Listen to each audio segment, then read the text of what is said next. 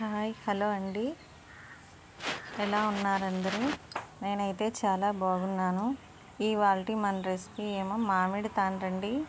ఇవి మా ఇంట్లో మామిడి పళ్ళన్నీ ఒకేసారి మగ్గిపోతే ఇవి ఏం చేయాలో తెలియక నిలవ ఉండేలాగా నేను ఇలాగైతే చేసుకున్నానండి. మీకు నచ్చినట్లయితే మీరు కూడా ట్రై చేసి చూడండి.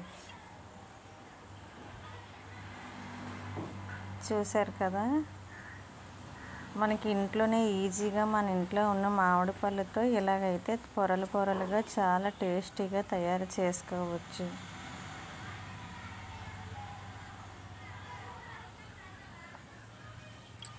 నేను వీటి కోసం అయితే రసాలు మామిడి పళ్ళు తీసుకున్నానండి. ఇవి మా చెట్లువే. వీటిని రసాలు అంటారు. ఇవైతే జ్యూస్ ఎక్కువగా వస్తాయి.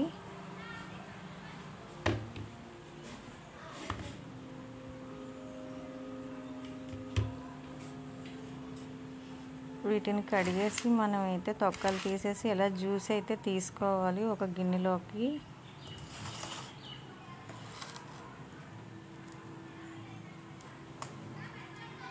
ఇలా తీసుకునే జ్యూస్ని అయితే మిక్సీలో వేసుకొని మెత్తగా అయితే చేసుకోవాలి.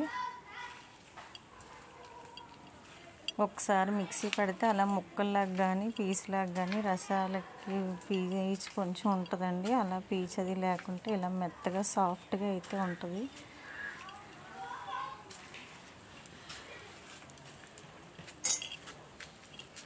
ఇప్పుడు ఇందులో 100 గ్లాసు పంచదార అయితే తీసుకున్నాను.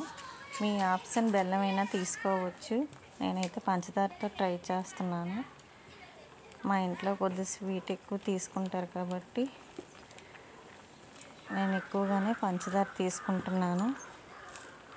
మీకు షుగర్ అవసరం లేదంటే బెల్లం, లేదంటే నార్మల్గా అయినా తీసుకోవచ్చు. దీనికైతే ఒక పెద్ద ప్లేటు తీసుకొని దానిపైన అయితే ఒక కవర్ వేసుకోవాలి.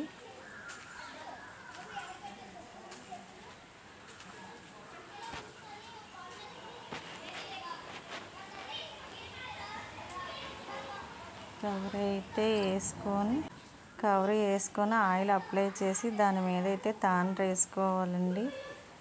వేసుకొని దాన్ని ఎండలో ఎండబెట్టాలి ఒక రోజంతా. అలా మన దగ్గర ఉన్న జ్యూస్ అంతా మీద అడుగు పొర ఎండిపోయిన తర్వాత మళ్ళీ మీదనే వేస్తూ ఆరేలా చూసుకోవాలి. నేను ఇలా 3 సార్లు వేసాను దీన్ని. మీ దగ్గర ఇంకా జ్యూస్ మిగిలిపోతే వేరే ప్లేట్లో వేసుకొని కూడా అది కూడా చేసుకోవచ్చు. చూసారు కదా, ఇలా కవర్ మీద వేసుకోవడం వల్ల చాలా బాగా వస్తుంది. దాని మీద మీరు కొంచెం స్వీట్కి అయితే పంచదార జల్లుకోండి. చూడండి, ఇలా ఫోల్డ్ చేసుకొని మీకు నచ్చిన షేప్లో అయితే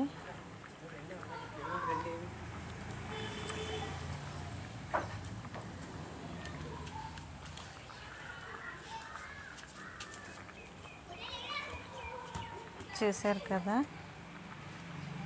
చాలా సింపుల్గా టేస్టీగా ఉండే తాండ్ర అయితే మన ఇంట్లోనే తయారైపోయింది. మీకు ఈ వీడియో నచ్చినట్లయితే లైక్ చేయండి. Please subscribe.